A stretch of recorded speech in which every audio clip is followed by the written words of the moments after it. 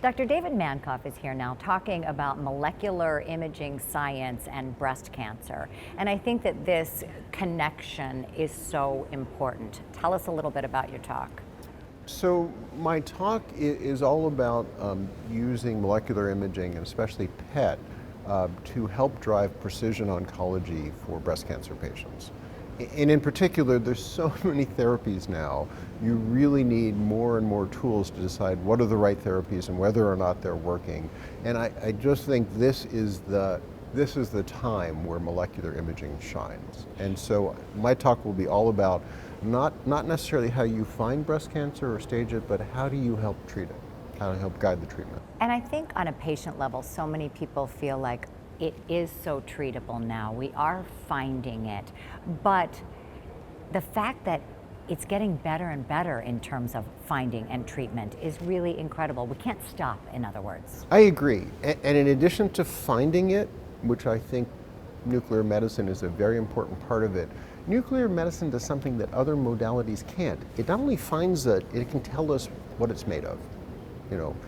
I think we've learned for a while that breast cancer is not just one disease, it's actually a number of closely related diseases that have different characteristics. And molecular imaging is probably right now the only way we can characterize the full burden of disease.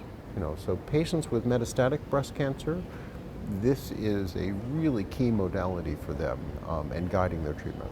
And how does that open the door for precision medicine? We've been talking so much about that over the last several years. Yeah, so just to go back to definitions, precision medicine means rather than saying, okay, I think I'm going to give you agent X, is to actually understand you and the tumor that you have, a patient and her tumor, and to use those characteristics to design the right choice of therapy. Right now, that has been largely based upon tissue sampling, but especially in more advanced disease, there's a burden of disease that is impossible to sample and may actually be quite heterogeneous from site to site. So molecular imaging is a tool that in the era of precision medicine can precisely identify the targets and the degree to which they have heterogeneous expression. That makes all the difference in the world. I feel like that's in line with sort of the theme of this meeting that I know you're a big proponent of, and that is keeping a vigilant eye on the patient.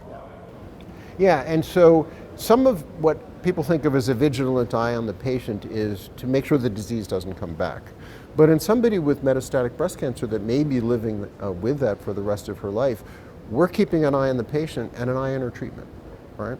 It used to be you have one shot for treatment. If it doesn't work, there's nothing else left. These days, there's a plethora of treatments. And if molecular imaging can help match the right treatment to the right patient, that's what we're all about. So we're keeping an eye on the patient. We're actually kind of keeping an eye on our oncologists as well. So when people hear this talk, what do you want them to walk out and do and say?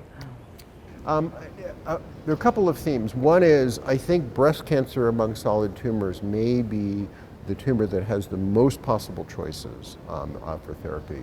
I want them to walk away and say, boy, molecular imaging is an absolutely essential tool for figuring out how to treat patients with metastatic breast cancer, and we're just getting started, right? We're at the dawn of the era of using these techniques, not just to find cancers, but to tell us how to treat them. Well, Dr. Mankoff, thank you for all you are doing. Looking forward to your talk. My pleasure. I'm excited about it.